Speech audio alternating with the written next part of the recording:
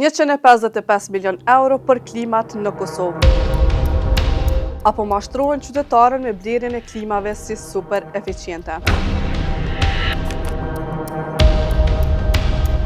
Importi i pajisjeve për klimatizim në Kosovë ka arritur në nivele rekord gjatë 3 viteve të fundit, duke ngritur njëkohësisht shqetësime serioze për kontrollin e cilësisë dhe vërtetësinë e performancës së tyre. Sipas të dhënave nga dogana e Kosovës, të cilat i ka siguruar gazeta Infokos gjatë periudhës 2023-2025, vlera totale e importit të klimave ka arritur në gjithsej 155.117.844 euro, ndërsa pesha e produkteve të importuara ka lënë mbi 20 milion kilogram. Në vitin 2023, vlera totale e klimave të importuara në Kosovë ka qenë 44.461.704 euro. Në vitin pasues, importi u rrit në 55.965.945 euro. E në vitin 2025, kjo shumë arriti deri në 54.690.195 euro. Kjo rritje e importit dhe kërkesës për klimat lidhet kryesisht me subvencionet shtetërore për pajisje eficiente dhe nevojën në rritje për alternative të ngrohjes dhe ftojës. Megjithatë, përderisa miliona euro po shpenzohen për këto pajisje, mbetet e paqartë nëse ato ofrojnë realisht performancën dhe kursimin e madh për të cilën premtoi e prej e të cilit ranë shumë qytetarë. Gazeta Infokos kishte raportuar në shkurt të këtij viti për dyshimet e mashtrimit me klima në Kosovë, ku qytetarët dyshohet se po përballen me një dellaver të madh nga disa tregtarë të klimave.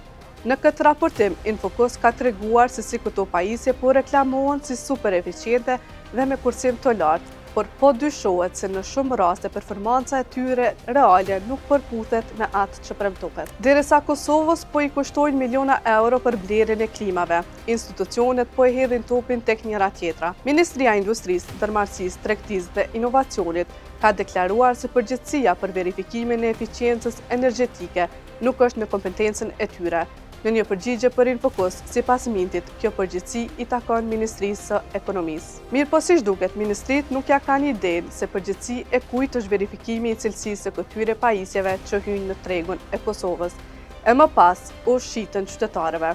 Kjo sepse edhe nga Ministria e Ekonomisë për Infokos kanë mohuar plotësisht përgjegjësinë e tyre për verifikimin e këtyre klimave.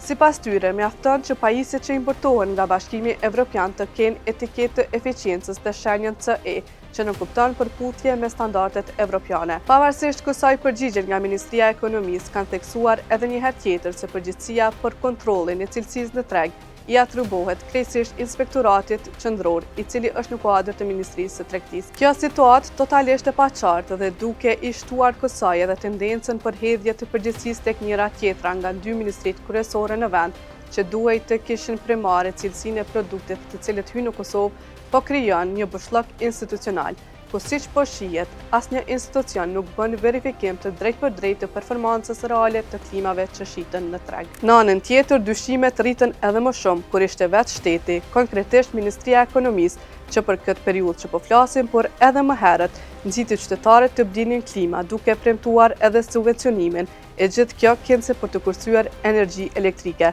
dhe për të pasur më pak shpenzime të energjisë gjatë dimrit. Mirë po kjo dërgoi qytetarët përballë një zgjedhje jo shumë të sigurt, ku ende nuk po dihet nëse realisht kanë shpenzuar më shumë dhe nuk kanë kursyer fare.